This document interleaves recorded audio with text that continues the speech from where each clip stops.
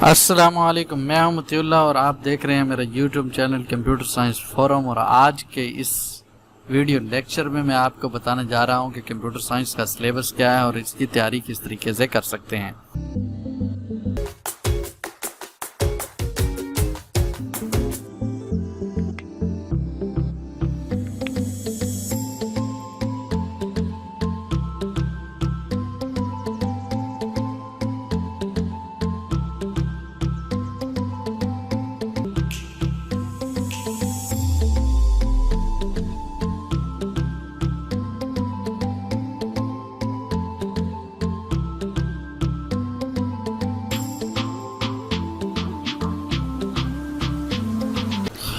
आइए देखते हैं कंप्यूटर साइंस का कोर्स सिलेबस। आप पीपीएससी की वेबसाइट पर जाकर कंप्यूटर साइंस का सिलेबस ऑफ सीएस या कंप्यूटर साइंस सर्च करेंगे तो आपको ये फाइल मिल जाएगी जिस पर लिखा हुआ है टोटल मार्क्स। सो इसका मतलब है कि कंप्यूटर साइंस के सब्जेक्ट में जब आप दे रहे होंगे तो इसमें 100 नंबर का सब्जेक्ट रिलेटेड ही पेपर आपसे पूछा जाएगा। अगर कुछ इसमें दूसरा आउटसाइड से आया तो वो 10 नंबर का हो सकता है कि वो आपके पास जनरल नॉलेज के क्वेश्चन दे दें, लेकिन अमूमन जितने भी मैंने टेस्ट दिए हैं उसमें 100% ही सब आपके सब्जेक्ट से पूछे जाते हैं। यहाँ आपको कुछ सब्जेक्ट दिए हुए हैं पेपर 1 के अंदर। ये देखें, सेक्शन ए लिखा हुआ है, इसमें लिखा हुआ है इंट्रोडक्शन टू कंप्यूटिंग, ये एक सब्जेक्ट है, और दूसरा लिखा हुआ है प्रोग्रामिंग सॉल्विंग टेक्निक। अगर हम इसको इकट्ठा करते हैं तो ये I2C यानी इंट्रोडक्शन टू कंप्यूटर टेक्नोलॉजी, इससे रिलेटेड आपके पास सवाल आएंगे। इंट्रोडक्शन टू कंप्यूटिंग, ये सब अगर आप इसके टॉपिक देखते हैं तो ये किसी भी कंप्यूटर की इंट्रोडक्शन की किताब जहाँ पे आपको पहले सेमेस्टर के अंदर I2C या कंप्यूटर टेक्नोलॉजी या प्रॉब्लम सॉल्विंग टेक्निक इस तरह का कोई सब्जेक्ट पढ़ाया जाता है तो ये सारे टॉपिक उसके अंदर आ जाते हैं। जैसे नंबर सिस्टम है, 8वीं क्लास के अंदर होता है, जिस नंबर सिस्टम के अंदर बाइनरी है, ऑक्टल है, इसी तरीके से हेक्साडेसिमल है, इनकी आपस में कन्वर्जन है, एडिशन है। छोटे छोटे क्वेश्चन हो सकता है कि आपको कहा जाए कि 2 नंबरों को ऐड करके दें, हेक्साडेसिमल के अंदर भी, बाइनरी में भी, या कन्वर्ट करके दें। इस तरह के कुछ 1-2 सवाल यहाँ से आ जाते हैं। याद रहे कि ये जितने भी सब्जेक्ट दिए हुए हैं यहाँ पे, इस हर सब्जेक्ट में से 8 एक क्वेश्चन आपके पास ज़रूर होंगे। यहाँ सब्जेक्ट काउंट कर लेते हैं, 1 2, यहाँ पे 3 और 4 5 6 सब्जेक्ट दिए हुए हैं यहाँ पे। दूसरे पार्ट के अंदर ये थोड़े एडवांस लेवल के हैं। ये 7 8 9 10 और 11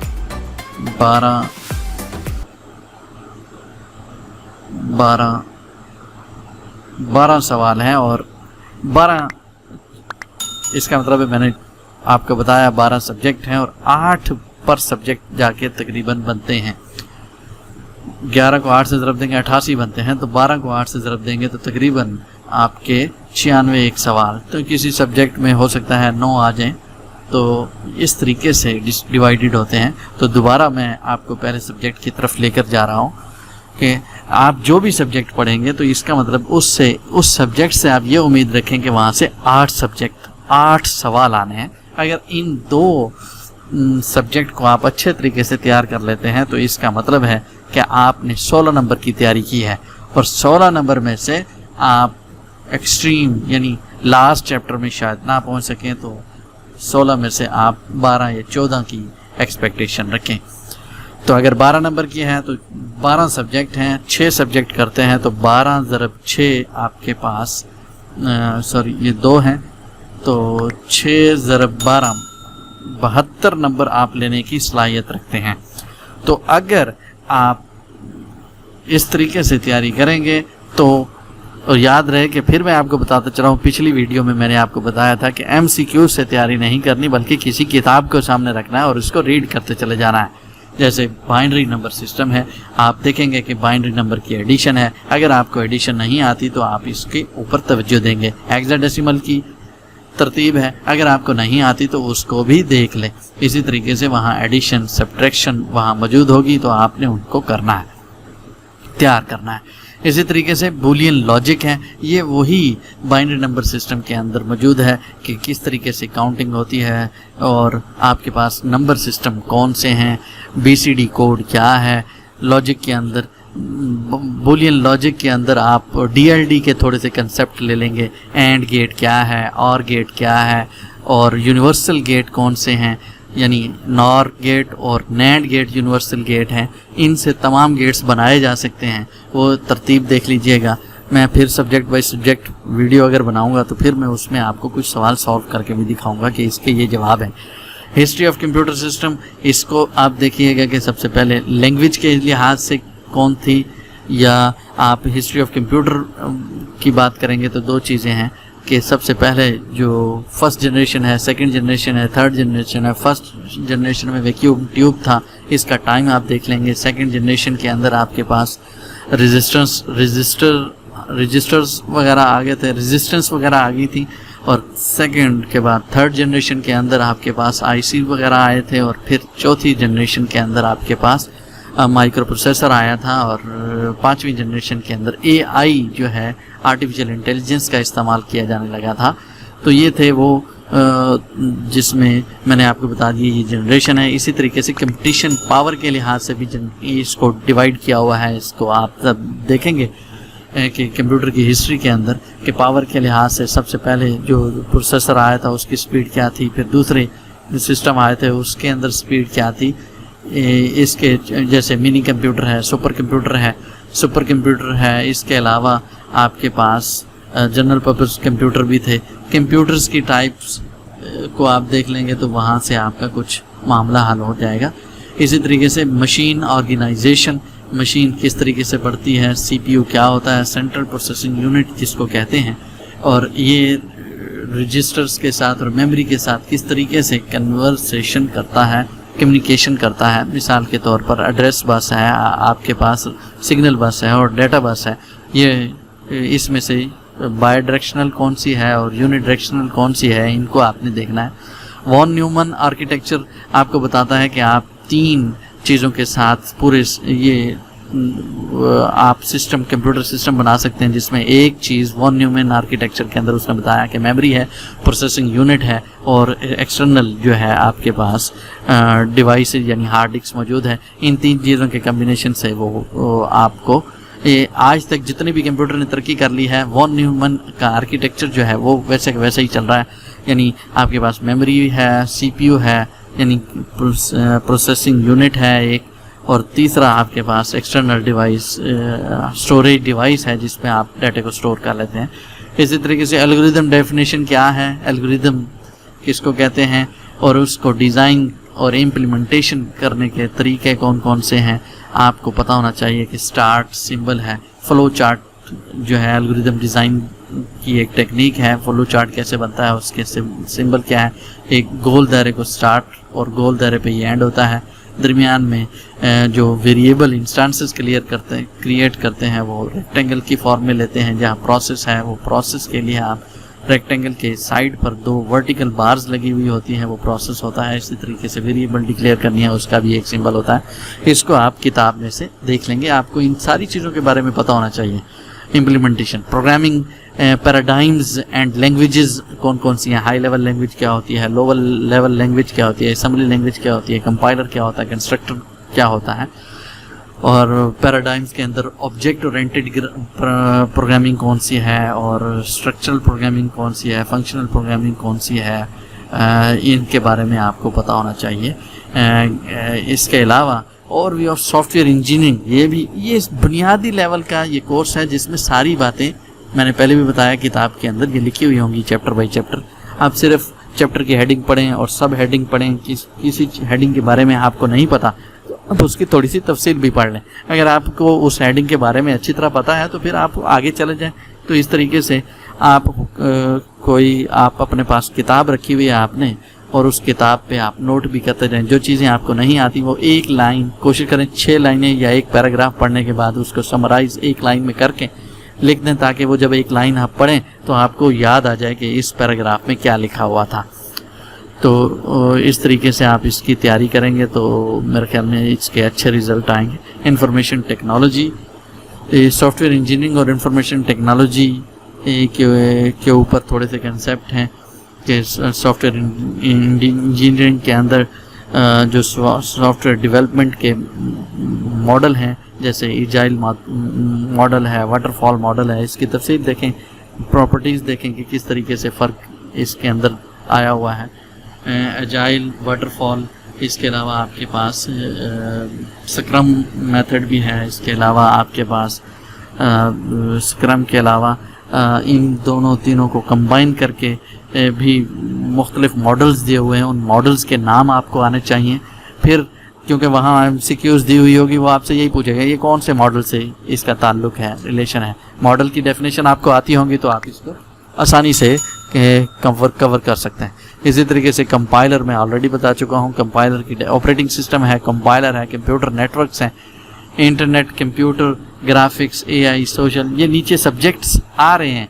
लेकिन क्योंकि बुनियादी इंट्रोडक्शन टू कंप्यूटिंग के अंदर ये वाली चीज़ें मौजूद होती हैं, तो वहाँ अगर तो कोई पेपर एंड होता है तो बच्चे कहते हैं यार सारे सवाल फ़लाँ टॉपिक से आ गए हैं। लेट्स से कि वो कहता है जी एल्गोरिदम से आ गए हैं। तो ये देखें ना, एल्गोरिदम तो इंट्रोडक्शन टू कंप्यूटिंग के अंदर भी है। यहाँ से हो सकता है कि उसने 2 क्वेश्चन एल्गोरिदम के यहाँ से लिए हों, और एल्गोरिदम का नीचे भी सब्जेक्ट एक है, वहाँ से उसने 8 लिए हों, तो 10 बन जाते हैं। यहाँ से अगर ऑपरेटिंग सिस्टम के 2-3 क्वेश्चन यहाँ से आ गए हैं, तो नीचे जाके ऑपरेटिंग सिस्टम अगर सब्जेक्ट दिया हुआ है तो 8 वहाँ से और 8 3 11 हो सकते हैं। तो ये अप एंड डाउन्स आपको लगता है कि उसने एक ही सब्जेक्ट से लिए हैं, लेकिन ये ओवरलैप सब्जेक्ट हैं।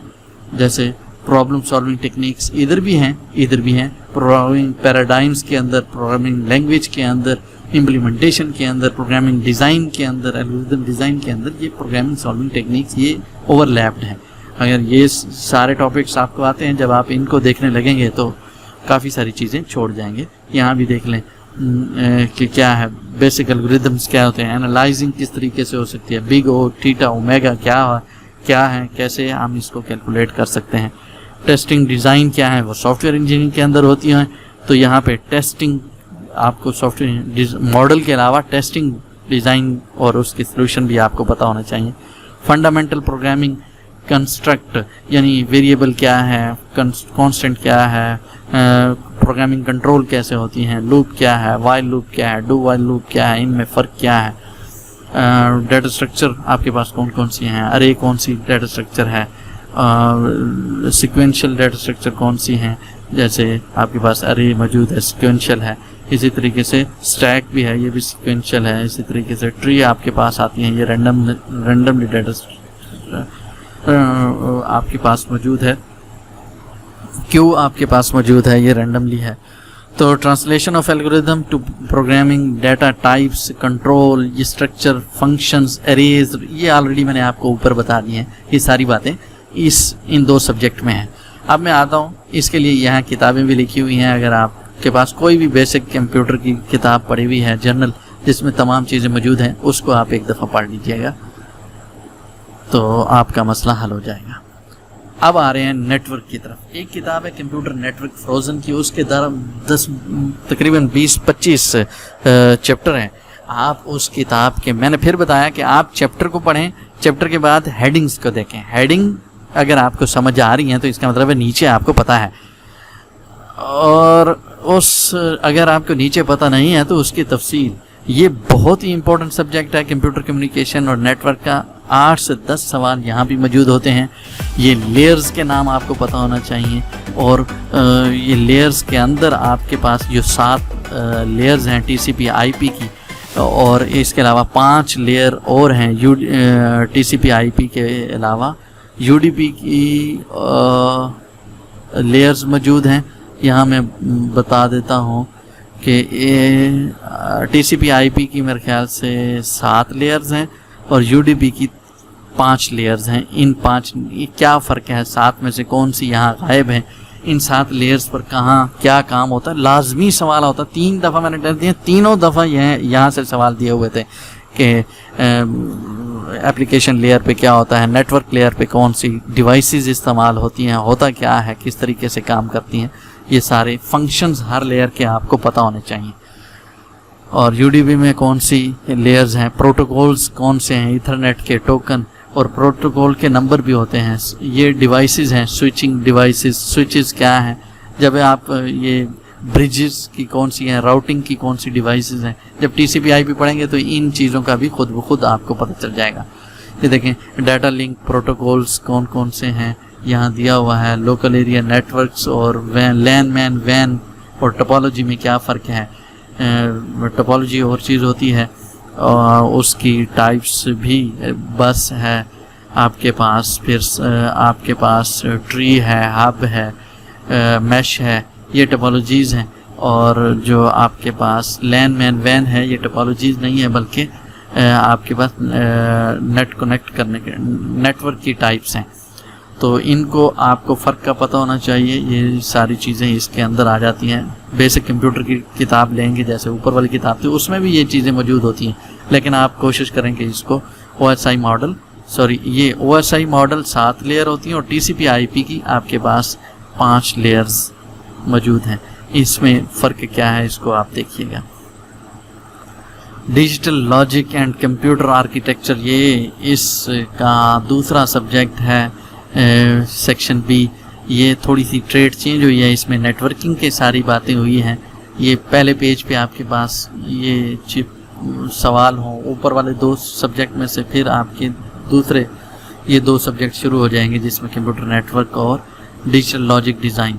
डिजिटल लॉजिक डिज़ाइन के अंदर आपको तमाम क्या कहते हैं AND gate, OR gate, NOR gate, NAND gate, इनका पता होना चाहिए। एक्सक्लूसिव और गेट और एक्सक्लूसिव नॉट गेट का पता होना चाहिए।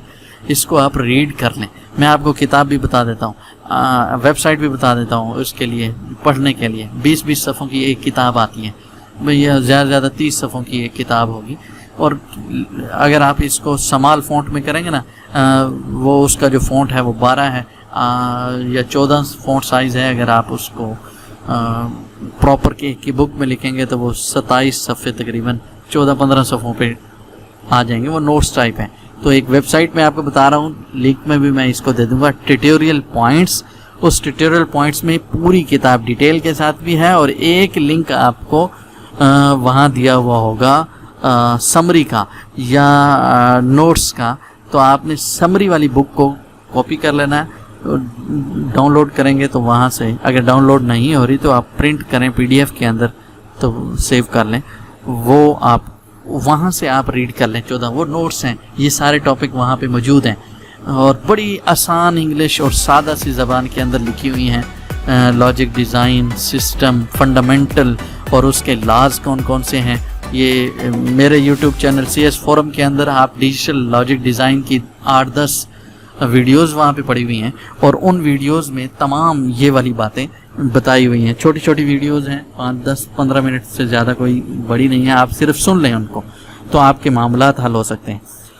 तो मिनिमाइजेशन टेक्निक के फोर्ड्स ये सारे उसके अंदर दी हुई हैं और अरिथमेटिक लॉजिक ये सारी डिस्क्रिप्शन मेरी वीडियोस में सॉल्व है। आप मेरी वीडियोस को देख लें, वहाँ पर सॉल्व भी करवाए हुए हैं, एक्सरसाइज सॉल्व भी हुई है।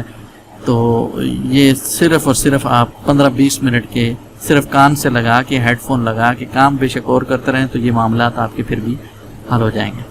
तो सेक्शन C है हमारे पास, यहाँ डाटा स्ट्रक्चर एंड एल्गोरिदम के हवाले से बात हो रही है। देखें ऊपर भी एल्गोरिदम आया था, इंट्रोडक्शन टू इस कंप्यूटिंग के अंदर एल्गोरिदम था, डिज़ाइनिंग के अंदर एल्गोरिदम था। ये देखिए फिर एल्गोरिदम C पार्ट के अंदर फिर आ गया हुआ है। ये देखें ये C पार्ट है, डाटा स्ट्रक्चर एंड एल्गोरिदम। अब आपके पास डाटा स्ट्रक्चर के अंदर कौन सा है, स्टैक है, क्यू है, आपके पास लिंक लिस्ट है, डबल लिंक लिस्ट है। लिंक लिस्ट किस तरीके से काम करती है इसके बारे में पता होना चाहिए। डबल लिंक लिस्ट किस तरीके से काम करती है, स्टैक किस तरीके से काम करता है, क्यू किस तरीके से काम करती है, एंटिटी ER डायग्राम क्या है। ये ER डायग्राम होती तो डेटाबेस के अंदर है, बेसिक डेटाबेस कंसेप्ट यहाँ उसने लिख दिया है तो कोई बात नहीं, यहाँ आ गया है तो इसको ER डायग्राम को आगे भी डेटाबेस आ रहा होगा। ऊपर हेडिंग यहाँ पे दी हुई है डाटा स्ट्रक्चर एंड एल्गोरिदम्स की और नीचे आई थिंक सो कि डेटाबेस के हवाले से इसने चीज़ें लिखना शुरू कर दी हैं। तो ये मैंने, क्योंकि ये मैंने खुद नहीं बनाई, ये मैंने डाउनलोड की है PPSC की वेबसाइट से, तो यहाँ ये गलती आ रही है कि ये सारा नीचे डेटाबेस के हवाले से सारी बातें दी हुई हैं। बेसिक डेटाबेस कंसेप्ट क्या है, डेटाबेस की डेफिनेशन क्या है, एंटिटी क्या होती है, एंटिटी रिलेशनशिप मॉडलिंग क्या होती है, ER डायग्राम कैसे बनती है और उसकी टाइप्स क्या हैं, रिलेशनल डेटाबेस क्या होता है, उसका अलजेब्रा क्या है, क्यूरी कैसे लिखते हैं, आपको बेसिक क्यूरी आनी चाहिए MySQL की, सेलेक्ट, इंसर्शन, डिलीशन, अपडेशन, ये आपको पता होना चाहिए। और इन सेलेक्ट, इंसर्ट और डिलीशन, अपडेशन, यहाँ से कई सवाल आ जाते हैं। ER डायग्राम से लाजमी सवाल आए हुए होते हैं, 8 एक सवाल यहाँ से भी होने हैं। नॉर्मल फॉर्म को आप ज़रूर देख लीजिएगा, ये इसकी मेरे वीडियो तो नहीं है मेरे पास, लेकिन किसी भी यूट्यूब चैनल से देखिए कि डेटाबेस इंट्रोडक्शन टू डेटाबेस या डेटाबेस से रिलेटेड कोई वीडियोस 5-10 आप इब्तदाई उसकी सुन लें तो ज़्यादा फ़ायदा। अगर आप पढ़ नहीं सकते तो सुन ज़रूर लीजिएगा। Recovery technique, database recovery techniques, database security and authentication, समाल ग्रुप प्रोजेक्ट, ये वाली बी ट्रीज़ होता है, ट्रीज़ मौजूद होती हैं, ये कुछ चीज़ें हैं जो एक आधा क्वेश्चन यहाँ से होता है जितने, लेकिन इंडेक्स फाइल, हैश फाइल, यहाँ से एक क्वेश्चन होता है। Signature file, B trees files with dense index, file with variable length, record, database efficiency and tuning, ये यहाँ तक आप ना करें, बल्कि इसकी इब्तदाई ये जो लिखा हुआ है basic database concept, entity relationship, ER model, RDBMS, insertion, deletion, transformation, ये यहाँ तक अगर आप याद कर लेते हैं तो डेटाबेस के आप 5-6 क्वेश्चन कर लेंगे। अगर 8 आते हैं तो 2-1 यहाँ से आते हैं, जो मेरा एक्सपीरियंस है। इतनी डीप नॉलेज नहीं चाहिए आपको डेटाबेस के अंदर। ऑपरेटिंग सिस्टम बड़ा मज़े का सब्जेक्ट है, इसमें लाजमी तौर पर ऑपरेटिंग सिस्टम टॉप पर होगा। ये देखें, इंट्रोडक्शन टू कंप्यूटिंग, ये भी ऑपरेटिंग सिस्टम के अंदर आती है, और programming solving technique operating system का थोड़ा बहुत कंसेप्ट इधर भी होता है। Computer communication network operating system की किताब के अंदर ये वाली चीज़ें भी आपको देखने को मिलती हैं। अगर आप ऑपरेटिंग सिस्टम को देखेंगे तो वहाँ भी ये सिक्योरिटी का, डिस्क मैनेजमेंट का, नेटवर्क का, ये सारे वहाँ भी प्रॉब्लम्स होते हैं। DLD देखेंगे तो ऑपरेटिंग सिस्टम इसके अंदर भी काम कर रही होती है कि फ्लैग। असम्बली लैंग्वेज देखेंगे तो ऑपरेटिंग सिस्टम वहाँ भी मौजूद होता है किसी न किसी तरीके से। तो ऑपरेटिंग सिस्टम बहुत ज़्यादा इम्पॉर्टेंट सब्जेक्ट है। इसको टॉप पे सबसे पहले अगर आपने तैयारी करनी है तो ऑपरेटिंग सिस्टम की कीजिएगा, फिर कंपाइलर कंस्ट्रक्शन की कीजिएगा, फिर सॉफ्टवेयर इंजीनियरिंग की कीजिएगा। ये जो बेसिक्स ऊपर दिए हुए हैं, ये बेसिक्स ये हर किसी को तकरीबन आती होती हैं, तो पहले तवज्जो इनको दीजिए जो थोड़े मुश्किल सब्जेक्ट हैं। और वो उनमें से अगर कोई सवाल बाइनरी एडिशन का आता है तो मेरे ख्याल में बाइनरी एडिशन आपको आती होगी। कन्वर्जन का अगर कोई आ जाता है तो आपको आती होगी। कंप्यूटिंग का वो पूछेगा कि एक प्रोसेस को सॉल्व करने के लिए कौन कौन से स्टेप्स हो सकते हैं, वो भी आप देख लीजिएगा। अगर आपको नहीं पता कि सबसे पहले इंस्ट्रक्शन फेच होती हैं, डिकोड होती हैं, फिर ऑपरेंड फेच होते हैं, और फिर प्रोसेसिंग होती है, फिर सेविंग का प्रोसेस होता है। ये एक प्रोसेस को सॉल्व करने के तरीके हो सकते हैं। ऑपरेटिंग सिस्टम में हिस्ट्री देखनी है, ऑपरेटिंग सिस्टम करता क्या है, उसके गोल देखने हैं। मल्टी यूज़र सिस्टम के टाइप पहले चैप्टर के अंदर ही होता है। प्रोसेस एंड CPU, प्रोसेसेस क्या होते हैं, प्रोसेस शेड्यूलिंग का एक चैप्टर है ऑपरेटिंग सिस्टम में, बड़ा इंपॉर्टेंट चैप्टर है प्रोसेस। इसमें फिर मैं वही कहूँगा ट्यूटोरियल पॉइंट्स पे चले जाएं, वहाँ इसके वो बहुत ही आउट क्लास किस्म के नोट्स पड़े हुए हैं, वहाँ से इसको देख लीजिएगा। प्रोसेस शेड्यूलिंग क्या है, प्रोसेस शेड्यूलिंग के बाद उसके अंदर एक short term, mid term scheduler, short term scheduler और लॉन्ग टर्म स्केजुलर की डेफिनेशन पड़ी हुई होंगी।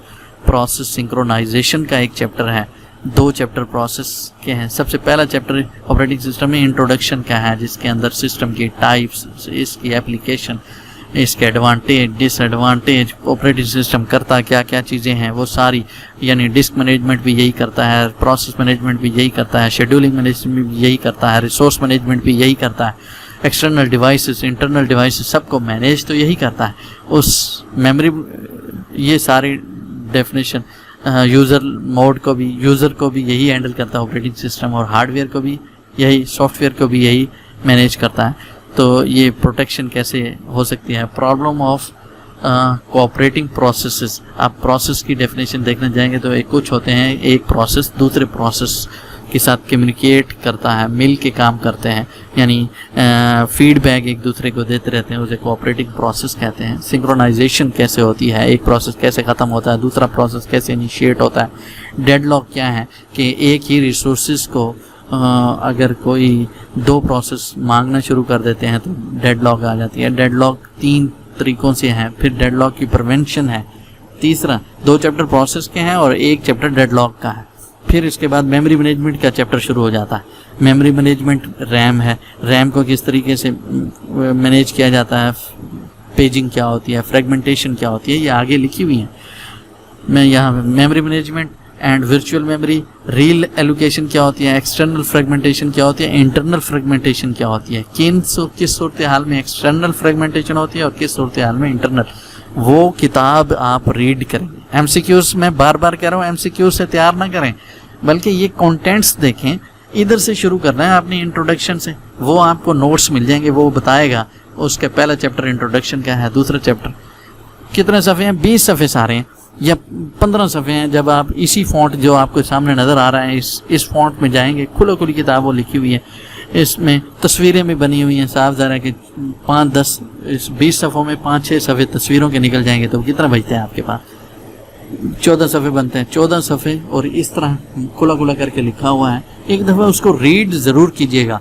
ट्यूटोरियल पॉइंट्स में फिर बताया जा रहा हूँ, उसमें तमाम सब्जेक्ट दिए हुए हैं। ये मेमोरी मैनेजमेंट है और वर्चुअल मेमोरी है, रिलेशन फ्रेगमेंटेशन, पेजिंग और सेगमेंटेशन में क्या फ़र्क है, पेज डिमांड क्या है, इसकी पॉलिसी क्या है, पॉलिसीज़ हैं, लुर यानी लेटेस्ट यूज्ड, रिसेंटली यूज, इस तरह की पॉलिसीज़ हैं, वो वहाँ पे लिखी हुई होंगी। सेकेंडरी स्टोरेज मैनेजमेंट भी है, प्रोटेक्शन भी है, फाइल सिस्टम जैसे फैट है, NTFS है, IO सिस्टम भी आपके पास मौजूद है। Introduction to distributed operating system, distributed database भी, ऊपर डेटाबेस गुजर चुके हैं, डिस्ट्रीब्यूटेड ऑपरेटिंग सिस्टम के हवाले से भी बात यहाँ देख लीजिएगा। शेड्यूलिंग मैंने ऊपर कह दिया है। तो डिस्पैच, इंट्रोडक्शन, बहुत ही आसान टॉपिक हैं ये सारे टॉपिक्स, उस 12-15 सफ़ों में हो जाते हैं। तो उस ट्यूटोरियल पॉइंट्स को देखिएगा, इंशाल्लाह इन रेफरेंस देर लग जाएगी। ट्यूटोरियल पॉइंट से आप 15-20 मिनट में एक सब्जेक्ट तैयार कर सकते हैं, या आप एक सफ़ा 1 मिनट या 5 मिनट में भी पढ़ें लेट से, तो आधे घंटे में या 1 घंटे में अगर आपका एक सब्जेक्ट हो जाता है तो 12 घंटों में आपके ये 12 सब्जेक्ट हो सकते हैं। तो आप इसको रीड कीजिएगा। Theory of automata and formal languages, ये कंपाइलर कंस्ट्रक्शन या ऑटोमेटा थ्योरी, ये बहुत इंपॉर्टेंट सब्जेक्ट है। मैंने इसको कभी मिस नहीं देखा। कंपाइलर कंस्ट्रक्शन मैं अगली वीडियो कंपाइलर कंस्ट्रक्शन पे बनाऊंगा, क्योंकि ये सब्जेक्ट पढ़ने से नहीं आपको आएगा, ट्यूटोरियल पॉइंट से आप इसको रीड करेंगे तो शायद देर लग जाएगी। तो इसको मैं कोशिश करूँगा कि इसके तो तमाम कंसेप्ट जो हैं, जो बेसिक हैं, वो मैं अगली वीडियो में इतने ही टाइम पे जितने मैं आप इसका तारुफ करवा रहा हूँ इसको डिस्कस करूँगा। मेरी नेक्स्ट वीडियो भी आपने लाजमी देखनी है। फाइनाइट स्टेट मॉडल्स क्या हैं, FA, NFA, DFA यहाँ पे आ रहे हैं, लैंग्वेज की डेफिनेशन क्या है, और ये भी अगर आप कंपाइलर कंस्ट्रक्शन या theory of automata tutorial point से देख लें तो बेसिक डेफिनेशन, लैंग्वेज की डेफिनेशन वहाँ से आसान मिल जाएगी। प्रीलिमिनरीज, रेगुलर एक्सप्रेशन क्या होती हैं, लैंग्वेज क्या होती हैं, फाइनाइट ऑटोमेटा क्या है, ट्रांजैक्शन ग्राफ क्या है, TG और FA में क्या फ़र्क है, NFA और FA में क्या फ़र्क है, ये आपको पता होना चाहिए। याद रखें फाइनाइट ऑटोमेटा के अंदर 5 टपल्स होते हैं, जिसमें आपके पास सेट ऑफ सिंबल्स होता है, आपके पास स्टेट्स होती हैं। 2 चीज़ें ये लाजमी फाइनाइट ऑटोमेटा में, स्टेट्स, फाइनाइट स्टेट होती हैं और सेट ऑफ सिंबल्स होते हैं, उसमें एक स्टार्ट स्टेट होती है। तीसरी चीज़, पहली चीज़ यह है कि सेट ऑफ स्टेट्स हैं, तमाम स्टेट्स बता दी जाएंगी। इसमें Q0 है, Q1 है, Q2 है, Q3 है, Q4 है, Q5 है, 5 स्टेट आ गई। फिर सिंबल हो जाएंगे A और B, फिर आ जाएगा इसकी स्टार्ट स्टेट, एक या एक से ज़्यादा स्टार्ट स्टेट हो सकती हैं, कम से कम एक स्टार्ट स्टेट के बारे में बताया हुआ होगा। फाइनल स्टेट, एक या एक से ज़्यादा फाइनल स्टेट भी हो सकती हैं। तो एक फाइनल स्टेट होगी, एक स्टार्ट स्टेट होगी, एक सिंबल होंगे और एक आपके पास सेट ऑफ अल्फ़ाबेट्स होंगे। 5वीं चीज़ आपके पास ट्रांजैक्शन होगी कि एक स्टेट से दूसरे स्टेट पे कैसे जाना है, वो ये फिर इसकी डेफिनेशन जाके पूरी होती है। ट्रांजैक्शन ग्राफ के अंदर आप लिमिटेड नहीं होते, आज़ाद हो जाते हैं ज़रा। इसकी जब आप डेफिनेशन पढ़ेंगे, रेगुलर एक्सप्रेशन भी टीजी के अंदर लिख सकते हैं, जबकि एफए के अंदर रेगुलर एक्सप्रेशन को डायरेक्ट नहीं लिख सकते। एनएफए के अंदर नल स्टेट भी आ जाता है, एफए के अंदर नल स्टेट नहीं आता। एनएफए से आप एक ही स्टेट से एक ही इनपुट लेकर किसी दो स्टेट्स पर नहीं जा सकते, जबकि फाइनाइट स्टेट में एक इनपुट ली है ए, तो ए से आपको पता है कि आपने स्टेट Q0 पे जाना है। बी आप लेकर स्टेट Q0 पर नहीं जा सकते, बल्कि किसी और स्टेट पर जाएंगे, यानी एक इनपुट पर एक स्टेट पे जा सकते हैं, और एक ही इनपुट से आप दो स्टेट पर नहीं जा सकते। तो ये फ़र्क होता है एनएफए के अंदर। ये डेफिनेशन आप वहाँ से आप देख लीजिएगा, ट्यूटोरियल पॉइंट से। पंपिंग लीमा है। नॉन रेगुलर लैंग्वेजेस कौन सी हैं? पीडीए और मैं आपको एक पीडीए के बाद एक और मशीन यहाँ पर आ रही है जो कि ज़्यादा एम्बिगुअस लैंग्वेज क्या होती है, इसकी डेफिनेशन आपको आनी चाहिए। डेरिवेशन क्या होती है, ये ट्री डेरिवेशन क्या होती है, पुश डाउन ऑटोमेटा क्या है, लैंग्वेजेस क्या होती हैं, और एक्सेप्टर और जनरेटर, इन दोनों में क्या फ़र्क है। देखें, लैंग्वेज के अंदर ये जो एफए है ये जनरेटर है, ये स्ट्रिंग जनरेट करके देता है। इसको अगर आपने चेक करना है कि ये सही है या नहीं है, तो उसके लिए आपके पास जो इसके एक्सेप्टर हैं वो पीडीए भी है एक्सेप्टर। इसी तरीके से आपके पास कौन सी मशीन है, ट्यूरिंग मशीन, ये भी आपकी एक्सेप्टर है, ये लैंग्वेज को एक्सेप्ट करती है। एफए जो है ये भी रेगुलर एक्सप्रेशन जो है जनरेटर है, एफए एक्सेप्टर है, एनएफए भी एक्सेप्टर है। इसी तरीके से आपके पास पुश डाउन ऑटोमेटा है, ये भी एक्सेप्टर है, ट्यूरिंग मशीन भी एक्सेप्टर है। इसके अलावा आपके पास मिले मशीन और मोर मशीन मौजूद है। ट्यूरिंग मशीन के हवाले से मैं सवाल करवा दूंगा आपको, बेसिक पीडीए के भी करवा दूंगा, एफए एनएफए के। ये कुछ मैंने बातें बता दी हैं, कुछ मैं उसमें बताऊंगा थ्योरी ऑफ ऑटोमेटा से हट के। कंपाइलर कंस्ट्रक्शन, ये भी बहुत अच्छा सब्जेक्ट है और मिलते जुलते हैं थ्योरी ऑफ ऑटोमेटा और कंपाइलर कंस्ट्रक्शन। कंपाइलर कंस्ट्रक्शन में 5 फेजेस होते हैं आपके पास, पूरी किताब 5 फेजेस पर है। आधी किताब जो है आपकी किस पे है, एनालिसिस फेज के ऊपर है, और आधी किताब सिंथेसिस फेज के ऊपर है। एनालिसिस फेज के अंदर जो 3 फेजेस आते हैं, जिसमें टोकनाइजेशन है। नंबर 1 क्या है? टोकनाइजेशन, जिसको लेक्सिकल एनालिसिस भी कहते हैं। तो और इसके अलावा दूसरा जो फेज़ होता है इसका, वो पार्सिंग होता है, सिंटैक्स एनालिसिस भी कहते हैं, पार्सिंग।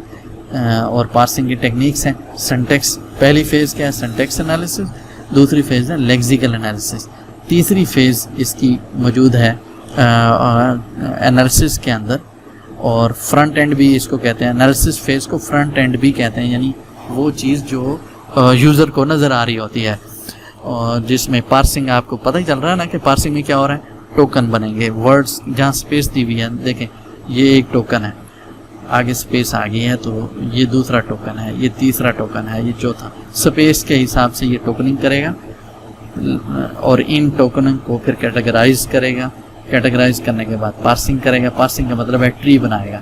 सिंटैक्स देखेगा कौन सी चीज़, ये जो टोकन बनाए हैं इसमें पहले कौन सा आया है, बाद में कौन सा आया है। अब उसको सिंटैक्स कहते हैं। Let's say num1 is equal to identifier के बाद आना चाहिए। तो इसमें जो टोकन बनाया गया ये क्या करेगा, 2 अलग अलग करेगा। आइडेंटिफायर अलग करेगा, रिजर्व वर्ड अलग कर लेगा। रिजर्व वर्ड के मीनिंग होते हैं, और आइडेंटिफायर जो आपने डिक्लेयर किए हैं वो अलग कर लेगा, और फिर ये रूल्स को चेक करेगा पार्सिंग के ज़रिए, पार्सिंग वाले फेस में, कि आइडेंटिफायर जब आपने किया है इसको इनिशियलाइज भी किया है या नहीं, इसको वैल्यू असाइन भी की है या नहीं। तो जब आपने असाइन वैल्यूज़ कर ली, दूसरे फेज़ पास ट्री बन गई, इसके बाद तीसरा फेज़ होगा जिसमें वो देखेगा ये जो पार्सिंग तो ठीक हो रही है, सिंटैक्स भी ठीक है, लेकिन इसके मीनिंग ठीक है। सिमेंटिक एनालिसिस उसको कहते हैं। तो मीनिंग से क्या मतलब है, लेट्स से आपने लिखा है int a is equal to और इंट 4.00। अब सिंटैक्स तो ठीक है, लेकिन मीनिंग ठीक नहीं है। इधर आप कह रहे हैं इंट है वेरिएबल और उधर आप वैल्यू जो है फ्लोट की दे रहे हैं, तो ये सिमेंटिक एरर में, सिमेंटिक एनालिसिस के अंदर ये एरर जनरेट होगा, डिटेक्ट करेगा एरर। ये 3 फेज थे फ्रंट एंड के। बैक एंड पे जो कंप्यूटर करता है, कंपाइलर करता है, वो क्या सिंथेसाइजेज है। ये जो आप इसको सिंटैक्स की समझ आएगी, ये जो कोड उसको समझ आएगा, फिर इसको इसने मेमोरी असाइन करनी है। तो पहले वो हैश टेबल बनाता है, फिर हैश टेबल के बाद वो डीप जाकर उनको मेमोरी एलोकेट करता है। 2 चीज़ें हैं, पहले टेबल बनते हैं, उस टेबल के रीलोकेटेबल टेबल बनते हैं, और फिर वो फिक्स्ड मेमोरी लोकेशन उसको असाइन करता है। ये बैक एंड पे करता है कंपाइलर। तो 3 चीज़ें मैंने फिर आपको बताई। इसके 5 फेजेस हैं। एक लेक्सिकल एनालिसिस है, पार्सिंग है और सिमेंटिक एनालिसिस है। कुछ खूबियाँ मैंने इसकी बता दी हैं। फिर 2 जो इसके पार्ट है, इन्हीं में से ही सवाल आएगा। ये जो आपने मेरी बातें गौर से सुन ली है ना, इन्हीं 5 फेजेस में से सवाल होगा। लेक्सिकल एनालिसिस क्या होता है, सिमेंटिक एनालिसिस क्या होता है, सिंटैक्स एनालिसिस क्या होता है, पार्सिंग क्या होता है, और पार्सिंग को किस तरीके से, फिर आगे जो दिया हुआ है हैश टेबल बनाना और फिर फिक्स्ड मेमोरी अलॉट करना जिसमें और वो मेमोरी के लोकेशन असाइन करेगा। ये बैकएंड के अंदर है, सिंथेसिस पार्ट के अंदर है। उसको सिंथेसिस पार्ट भी कहते हैं, बैकएंड भी पार्ट भी कहते हैं। ये कंपाइलर कंस्ट्रक्शन का था। न्यूमेरिकल मेथड्स आगे हैं। ये इसमें आपको तैयारी करने की किस चीज़ की ज़रूरत है मैं आपको दिखाता हूँ। Equation in 1 variable, solution of equation, ये कम आता है क्योंकि इतना टाइम नहीं होता। 2-3 इक्वेशंस आपको नहीं दी हुई होंगी। पॉलिनोमियल अप्रोक्सीमेशंस के हवाले से भी नई बात हो रही होगी। न्यूमेरिकल डिफरेंस डेरिवेटिव भी आपको नहीं याद करने की ज़रूरत। हाँ, आपको ये ordinary direct method for solving linear system, linear की कोई सिस्टम की आपको दी हुई है। लेट्स से कि एक वैल्यू 4x + 5 = 10, x की वैल्यू निकालें। इस तरह का शॉर्ट क्वेश्चन तो आ सकता है, लेकिन कॉम्प्लेक्स क्वाड्रेटिक इक्वेशन से कोई सवाल मैंने नहीं देखा। मैट्रिक्स अलजेब्रा की मल्टीप्लिकेशन, ये भी सवाल। हाँ, हो सकता है कि आपको 2x2 का एक कोई मैट्रिक्स दिया हो, मोड क्या है निकाल दें, तो हो सकता है इस तरह का छोटा बहुत। मैंने नहीं देखी इधर से सवाल, लेकिन हो यही सकते हैं। आइगन वैल्यू और आइगन वेक्टर की डेफिनेशन आप ज़रूर देख लीजिएगा, हो सकता है ये आ जाए। अप्रॉक्सीमेशन थ्योरी, ये कंपाइलर, ये जो बिग ओ एल्गोरिथम डिज़ाइन के अंदर वो मौजूद हैं चीज़ें। Big O, omega, theta, approximation theory, वहाँ कैसे कैलकुलेट करते हैं, ये चीज़ें उधर भी आ जाती हैं। तो ये सब्जेक्ट को ज़्यादा बॉदर करने की ज़रूरत नहीं है, टेंशन ना लें, इसको छोड़ सकते हैं आप। डेटाबेस को नहीं छोड़ सकते, पहले भी बताया था, ऊपर भी आ चुका है। वैसे गलती से हेडिंग उसकी और थी, लेकिन चीज़ें यही थी। ये देख लें, basic database concept, entity relation, यही चीज़ दोबारा कॉपी हो गई है। ये मैं पहले भी इसको ऊपर बता चुका हूँ, इसको ज़रूरत नहीं है। सॉफ्टवेयर इंजीनियरिंग लाजमी, इसके बगैर गुजारा ही नहीं है। सॉफ्टवेयर इंजीनियरिंग ऊपर भी थोड़ी सी आई थी, इंट्रोडक्शन वाले सब्जेक्ट में आई थी सॉफ्टवेयर इंजीनियरिंग, लेकिन अब इसने सारे वो खोल के, मैंने वहाँ भी आपको बताया था प्रोसेस मॉडल कौन से हैं, मॉडल्स कौन से हैं। सॉफ्टवेयर इंजीनियरिंग प्रोसेस मॉडल देख लें, सॉफ्टवेयर वेरिफिकेशन और वैलिडेशन, कौन कौन सी टेक्निक्स, इनकी कौन सी टेक्निक्स हैं, उनके नाम आने चाहिए। सॉफ्टवेयर करेक्टनेस, मैट्रिक्सेस इसकी कौन सी हो सकती हैं, किन तरीक़ों से पता चलता है ये करेक्ट है, कौन कौन सी चीज़ें चेक करनी पड़ती हैं, वो मैट्रिक्स मैं आपको बता रहा हूँ। मैट्रिक्स में कौन कौन से क्वेश्चन है वो आपको पता होने चाहिए। एक दफ़ा आप सॉफ्टवेयर इंजीनियरिंग की किताब ट्यूटोरियल पॉइंट से डाउनलोड करके उसकी रीडिंग कर लें। उसमें कोई कंसेप्ट ऐसा नहीं है जिसमें मैथ आती हो या फार्मूला आता हो या जिसमें आपको टेक्निकल किसी बंदे की ज़रूरत हो। ये सिर्फ रीड कर लें तो आपके ये वाले मसाइल हल हो जाते हैं। आर्टिफिशियल इंटेलिजेंस, इसके ऊपर मैं आपको वीडियो बना दूंगा कि लिस्प के ऊपर कोई चीज़ नहीं आती, आगे चला गया काम। क्लासिकल सिस्टम भी कोई नहीं, जनरल प्रॉब्लम सॉल्वर भी नहीं, rule simple search, means and analysis, ELISA pattern ये भी नहीं आया, ये भी छोड़ दें। Knowledge representation, natural language rules क्या हैं, यहाँ से आपने देखना शुरू कर देना है। सिमेंटिक एनालिसिस, NLP क्या होता है उसको पढ़ें। ये एडवांस लेवल के टॉपिक हैं, इसमें से ज़रा कम सवाल आते हैं। Studying solving algebra problem, no no no no. English equation solving, no no. At last logic programming resolution, ये भी नहीं। लॉजिक प्रोलॉग बहुत पुरानी लैंग्वेज हो चुकी है, इसको कुछ नहीं। एआई में से न्यूरल नेटवर्क है, ये मैं आपको समझा दूंगा कि मीन्स क्या है। एक मैं नेक्स्ट बताऊंगा जो चीज़ें एडवांस चल रही हैं मैं हाउ नाउ में। हाँ, वीडियो लेक्चर्स के अंदर आप जाके डेटा साइंस को आप पढ़िएगा, उसके अंदर मैंने ये neural network, K mean, K N N, clustering, supervised, unsupervised, यहाँ वहाँ जाके मैंने इनकी डेफिनेशन, वो भी 5-5 मिनट की वीडियोस हैं, उन वीडियोस को आप सुनेंगे तो वहाँ पे सब्जेक्ट मैं फिर बता देता हूँ। Statistical methods for data science के नाम से एक लेक्चर है। येलो कलर की बुक आइकन आपको बाहर से नज़र आएगा, येलो कलर वाला जो बुक है वो डेटा साइंस या स्टैटिस्टिकल मेथड के नाम से है, उसको रीड करेंगे तो ये मशीन लर्निंग, आर्टिफिशियल इंटेलिजेंस, ये सारी टॉपिक्स आपके वहाँ से कवर हो जाएंगे। कंप्यूटर ग्राफिक्स भी बड़ा इम्पोर्टेंट सब्जेक्ट है, लेकिन मैं आपको बता देता हूँ इधर आपने करना क्या है। यहाँ से कौन सा सवाल आपको आ सकता है पेपर में। वैसे ग्राफिक्स सब्जेक्ट तो इम्पोर्टेंट है, लेकिन एमसीक्यूज़ के हवाले से इसकी जो थ्योरी है वो मुश्किल है, इसलिए एमसीक्यूज़ में कम देखने को मिला है चीज़ें। लेकिन कंप्यूटर ग्राफिक्स के अंदर आपने फंडामेंटल एल्गोरिदम, लाइन का एल्गोरिदम है, सर्कल का है, रेक्टेंगल का है, इनके ये 3-4 एल्गोरिदम्स आपने ज़रूर देखने हैं। एप्लीकेशंस देख लेनी है, मशीन लर्निंग के अंदर यूज़ आ रहा है। दुनिया की तमाम फील्ड्स के अंदर ये ग्राफिक्स इस्तेमाल हो रही हैं। इवन ये कि क्रिकेट के अंदर जब आप चेक कर रहे होते हैं ना कि ये बंदा बैट को बॉल टच हुई है या नहीं, वो ग्राफिक्स की टेक्निक से, वो जो आपको वाइट स्पॉट या ब्लैक स्पॉट दिखाता है टच होके, वो भी ग्राफिक टेक्निक से। मेडिकल के अंदर ऑपरेशन, एमआरआई इमेजेस और अल्ट्रासाउंड और एक्सरेज और ये सारे ग्राफिक्स की ही एग्जांपल्स हैं। आप 2 डायमेंशनल ज्योमेट्री इसमें इस्तेमाल होती है। 3D कम पूछेंगे, 2D कर्व आपसे पूछेंगे, लाइन, सर्कल, और इसके हवाले से बातें होंगी। ज़्यादा इसको डिटेल से देखने की ज़रूरत नहीं है। आज तक के लिए इतना ही। Thank you very much. अस्सलाम वालेकुम।